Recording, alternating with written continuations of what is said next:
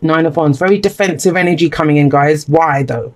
When you have a lot of creative energy here, why would you get so defensive? We'll have a look. We will see where this goes. I'm going to clarify that bottom row in a moment, but let's see what we have to start off with. So you got 2 court cards. Court cards, a lot of court cards have been coming up this time. And I think that's, I think I said this to either Pisces, I think it was, because they got a lot of court cards in their reading as well. When it comes to court cards, I will always read them as your energy, as the energy of the person who is watching the video. But obviously it's general, so it can go both ways if someone's very central to your story. And we are not just one person. You guys have heard me talk a lot about, if you follow me on Instagram, about the team. I have an inner team. I never say that I'm an Aquarius. I always say Aquarius. There's an Aquarius part of me inside. There's a Sagittarius part of me. There's a Virgo part of me. All the different aspects that I have, I see them as a team and how they work together. And so with this coming up, these could be 2 aspects of yourself.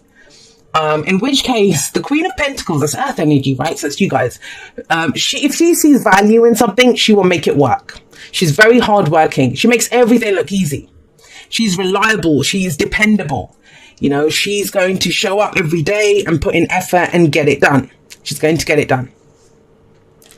Earth energy, as you guys know, being an earth sign, it's slow energy, but of course it is. If you're going to build something, you know, anyone can build castles in the in their heads. They can think of anything quickly. That's a quick energy. That's why the Knight of Swords is very quick.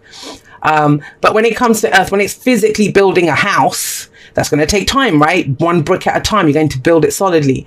And so that's why the King, Queen of Pentacles, they slowly work at it. They dedicate themselves to it. It requires commitment to see this through. Pentacles refer to, you know, our physical bodies, our homes, our relationships, our finances, our savings, our jobs. It's anything that provides stability and security in our lives. So we have her, and yet we have the Knight of Wands coming up here.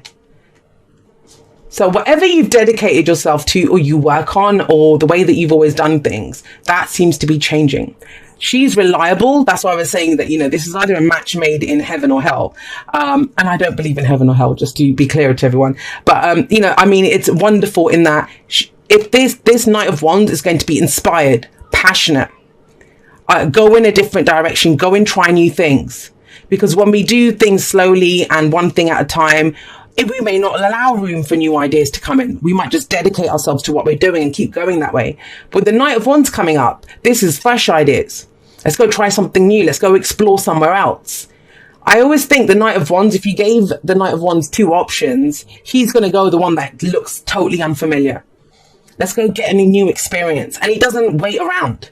He sees it, he goes for it. Whereas the thing with the King and Queen of Pentacles is they want guarantees. They want to know, well, what am I going to get out of this? What's the, you know, what's the outcome going to be? What's the guarantee in this situation? And there are none. He doesn't look for that. They plan ahead. The Knight of Wands does not plan ahead. It's all about, how do I feel right now? What am I enjoying about this right now? And if I'm not enjoying it, I'm going to go somewhere else. Let's go pick a different map. Let's go pick a different route. And I don't think the Knight of Wands actually gives a shit about maps. I think he's more, this looks different. Let's go try that. Very quick. Now, that's amazing in that if you take this adventurous nature, and the Knight of Wands is the adventurer, the explorer. If you take the adventurous nature of the Knight of Wands, but apply the way that you work out things, imagine how successful that could be. You're going to have options that you never thought were possible. Never thought were possible. You're going to go in that direction. But the other part of this is, you know, if she's the one that's winning, as it were, then that's going to bore the Knight of Wands. It's going to be, well, I have to do this. The Knight of Wands is not good with that. The Knight of Wands is not good with staying in situations that are boring, you know, for the long term good of something. So this doesn't mean drop what you're doing. Let's go do something different. I think it's about keeping what you're doing exciting, something that inspires you, that you keep focusing on, like changing things up. And I do that. I do that. If you look at these two, and it's so strange because I posted this in my Instagram story yesterday. It was a really fun, it was just a funny little stupid post. And it was about my Virgo moon talking to my Sagittarius, but I have Venus and rising there. And that's this energy. And what I was saying was my Virgo moon was shocked because I made a mistake on the intro of the first 6 videos that I posted. And my Sagittarius self was like, well, who gives a shit? Like, no one cares. It's so insignificant because the video is about the message, the main message, not about insignificant details. And so this combination can allow us to look at what is important to us, what inspires us, not around every nitty gritty thing, because these people can get lost in the nitty gritty. It's about what do you find passionate and exciting now. And I'm always changing things up in my channel. I always go, I'm 100% present. And that's the Knight of Wands, 100% present. So if I'm here, there's nowhere else I'd rather be. That's the Knight of Wands. Whereas she might do things out of duty. So have a look at that. That's the underlying energy of July. And it's going to ask you to look at what are you getting out of this experience, and what are you doing out of a sense of duty, out of the, and I'm not saying we don't have a sense of duty. Obviously we do. If you have to, I don't believe in have to, but if you feel you have to, whatever story you tell about it, that is your truth. I will not argue with you. I will say, yeah, that's the truth. That is your truth, because you take it as your truth. But whatever you feel like I have to do this, then how could you tweak it? How could you change it? How could you make it more interesting? That's that coming up there. Now, coming up, I'm actually going to go to, let's go to the star, because that's the foundation here. We have the star. Now, when the star comes up in the past, and that's last week, last month, last year, this is a time of healing, yes. But I also see this as someone who's gone on faith for a very long time. You've had a dream, a wish, a goal, the hope that comes from a new beginning. So you've looked to this new beginning, and it's given you hope, and you followed it. You followed the guidance of the star, which is what the star is. I know some people see the star as wish fulfillment. Eventually, yes. But I always see like the star is more about what the wish is, about what the dream is, because we have all these stars in the night sky and you pick the one that's yours, right? That one's mine. And we can look at that star and think, it's so far away, I'm never going to reach it. Some of you have done that. But others of you, it's like, once you've picked what your star is, what your wish is, then you know the steps to take to get there. Then you know the steps to take to get there. And that's her. She's very good at that. However, the Knight of Wands is more action oriented, very, let's change directions. And that sounds counterintuitive. Sounds counterintuitive. It might be, well, no, we're building a house. We have to keep building it this way. The Knight of Wands is like, no, let's just we'll take the day off. We'll go, and you don't know. And the day off that you take, you might meet someone else, a construction crew or something that can come in and they can help you. They can help you and it'll get done even quicker, rather than if you just plugged away at something. So it is going off plan. I kind of see when the Knight of Wands shows up with the Queen of Pentacles. I also want to say this. If this is 2 people and over here, then with the star coming up here that you thought this was it, whether it's a relationship, a partnership, whatever, however you see it. With the star coming up, you saw it as giving you hope and it helped you to heal. Now, healing, yes, sometimes I hear from people saying that I haven't dated because I wanted to heal, or I've had time off work to heal, or whatever it's been. But I kind of feel where we're going now, the energies of where we are right now, is we are healing on the fly. The healing comes from doing, not from just, the bones are fixed. Now it's time to heal our souls, our spirits. And that happens from taking ourselves back out there, putting ourselves back out there into new situations, to see what comes up around that, right? If we've healed all these old triggers and wounds, time to go collect a few more. And I say that with tongue in cheek a little bit, but it is about that. What we will notice is they won't affect us as much. We can take on so much more. We can do so much more. But if this is around 2 people, then one of you is completely committed. The other one may not appear to be as committed. And so you might be questioning at this time that, that this seemed so good. This seemed like my wish come true. But why do we feel on 2 different pages? And they might be, not to say they can't work together, because they absolutely can. One brings the stability, one brings the inspiration. They can marry the 2 and it can become something more. Now, remember, that's earth energy, that's fire energy. And I always say this, the signs do not own the cards. They just lend their characteristics to it. And no surprise to me that we get the star here with, it's the card for Aquarius, but I feel like that's Uranus and Taurus, right? That energy of looking at different things, considering different stars, looking at what am I going to do instead. And the star always comes in after the Tower in the major arcana. So that Tower moment of crashing changes, unexplained things just going awry, like things just collapsing, or this shocking epiphanies and changes that come in. That's what allows us to see these new stars that come up and to pick which is ours. Now, you see the star there and we see the star here. Well, that's not actually a star, that's Venus. But if you look at the Empress here, now with the focus being on the Empress, it's about growth. It's about abundance. And I want to say this to you, with that energy coming up, it might sound counterintuitive, but doing things that slow and steady wins the race energy, that's not the best way to grow this or to get abundant. It's the Knight of Wands that's the first card that came out. So that's the key figure here. The Queen of Pentacles was behind the Knight of Wands in the way that I took him out. So that's the key energy of the Knight of Wands, which is trying something new. So with the Empress, we're looking at growth. We're looking at abundance of all kinds, spiritual abundance, emotional abundance, financial abundance, whatever it is that you want to grow and expand. It takes time. She knows that.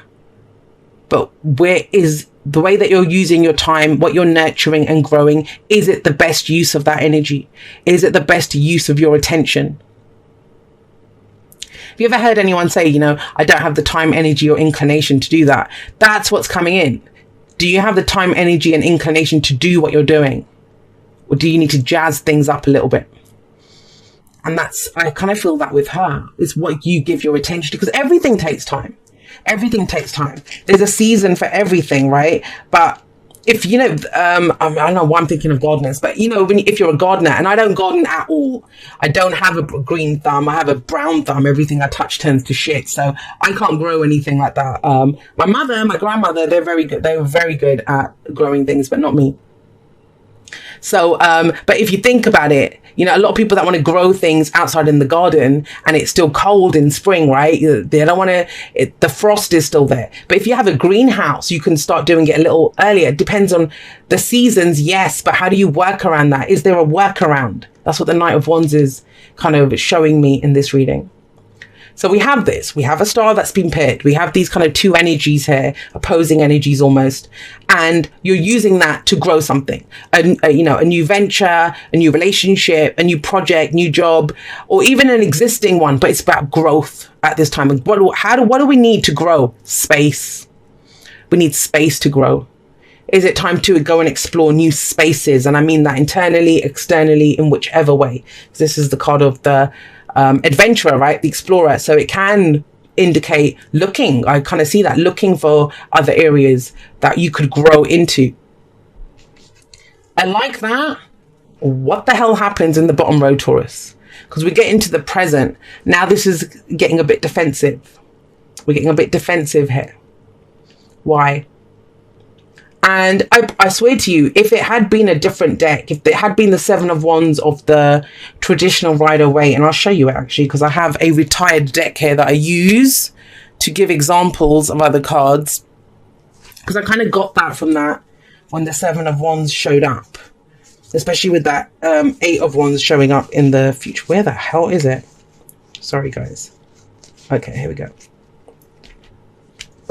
So if you have a look at the traditional Seven of Wands, right, and you can see he's defensive as well here. But we don't actually see any people. And in most tarot decks, you don't see the people. You only see the wands. And so as much as this is about standing your ground, defending what's yours, is it worth fighting for? That's the question. Is it worth fighting for?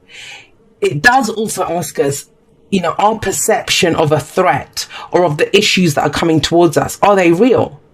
Are they real? Are these sticks just stuck in the ground, or are there people actually holding them and threatening him? It's about understanding, is there a real threat here? How big is the problem that's coming towards us? Is it our perception that it's bigger than it is? Or is it truly as bad as we think it is? And I'm saying that because the Eight of Swords is in the future. But right now, what you're being asked to do is, what do you stand for? What do you stand for? because even with that kind of defensiveness, especially 7 of Wands, 9 of Wands, it can be this way, you know, where we have committed so much to something, we've given so much of ourselves, followed the star, tried to build something, dedicated ourselves to something, committed to it, but now we're trying to grow it, and we don't like it, right? We might have to change up what we're doing. And let's say, imagine I've always done my readings this way, recorded them a certain way, rendered them. I have a process. But imagine someone came up to me and said, well, Jay, you know, it might work a little bit better if you did X, Y, and Z. I might not like that, because I might be, well, hang on a second, I've been in this way for 2.5 years. It's what I'm comfortable with. My system works like that. Who are you to come and tell me? But that's defensive energy. Well, I don't believe in unsolicited advice anyway, but, you know, so it can be that kind of energy with unsolicited advice coming in. But because we've done it a certain way for so long, we don't like that idea. So we can kind of dig our heels in, right? Dig our heels in a little bit and say, no, this is the best way for me. But I kind of feel like this doesn't have to come from anyone else. I feel like this is from you. What are you coming up with? There's something that inspires you. There's something that you're passionate about, or someone even, but that's calling to you. But it's so out of the norm. It's so out of the traditional. It's the unknown. It's not the known. She works with knowns. That what can I work on? What can I create? Now, so like I said, this is defensive, but the key thing that you're being asked right now is it worth fighting for? Is it worth defending? But what are you defending it from?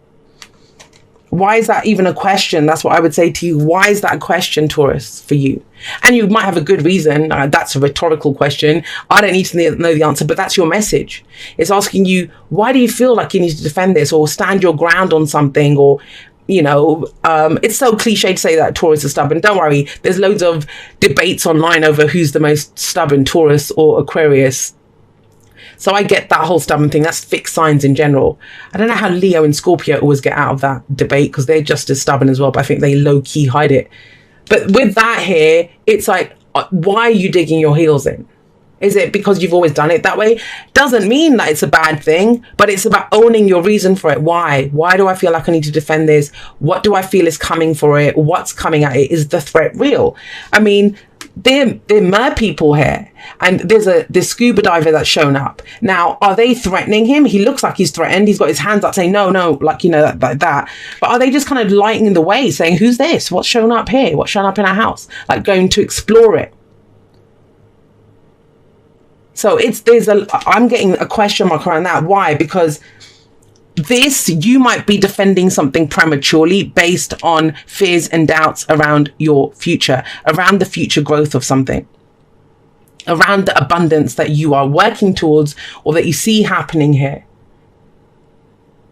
I will say this also, the Empress is very attractive. Those of you that are trying to date, you know, you might have set your thing that, I want to go date someone or go and do whatever it is that you want to do. Be adventurous, you know, take my lovely Queen of Pentacles self out there in the world to be seen.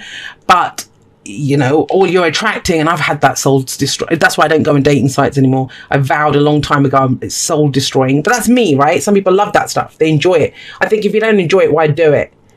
But you might be attracting people that you don't want to, attention that you don't want to. It can be in business, competition, other people come for you. It happened to me when I first started my channel. People that come in looking like they're your friends, but they have that whole thing of keep your friends close, keep your enemies closer. So they're actually trying to sabotage you. So it can be very overwhelming when you're getting that kind of attention, because she does. She's very attractive. She gets attention. She attracts in the literal sense, you know, whatever it is that she needs.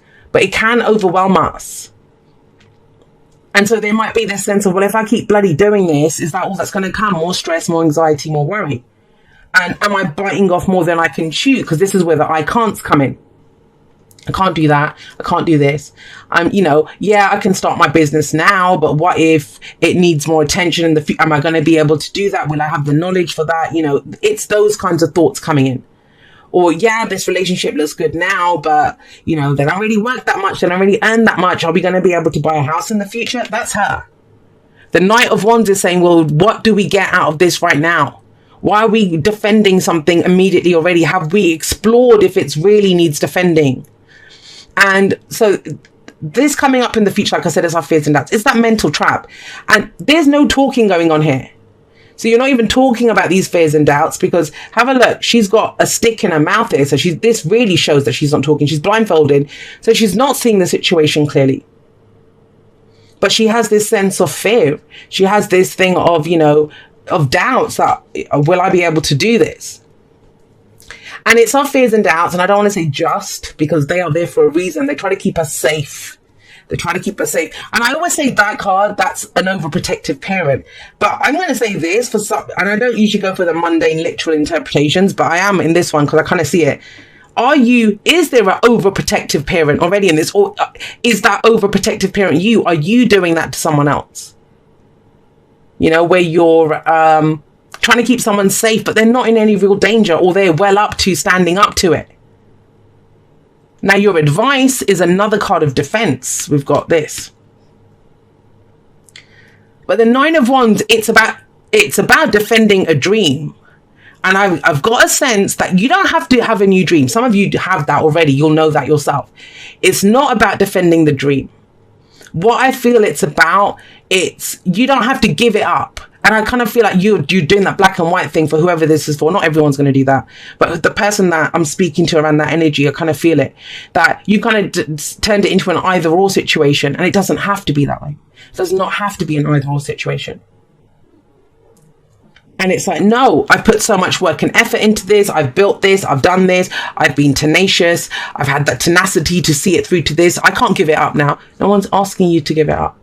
The Knight of Wands is not asking you to give it up. He's asking you to bring a fresh energy to it, to tweak it, to re-energize this situation. Very resistant energy along that bottom. We've got two cards, defensive energies. And this person is like, I don't want to see it, don't want to think it, can't do it. Why? When we've got the focus is on growth. How does this grow anything? How does this grow anything?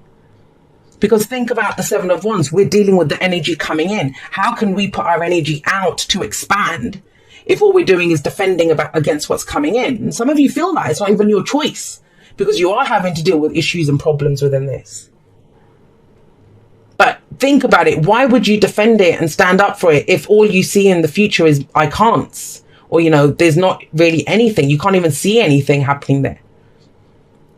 And so with the Nine of Wands, it's like, let's wrap up this old way of doing things, that old cycle. You don't have to give up the dream, but we can explore it in a different way.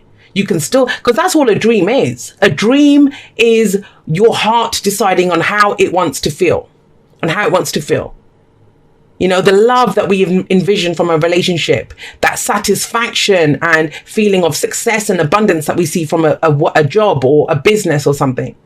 Or the security that we get from the home. They're all feelings. Your heart isn't actually picking it in any one way. That is your mind that does that. And your mind is starting to trap you. And that's the case for some of you. You're trying to manifest something, but you've seen it in one way. I want that one person. It has to come through that job with that company. It has to be this very business.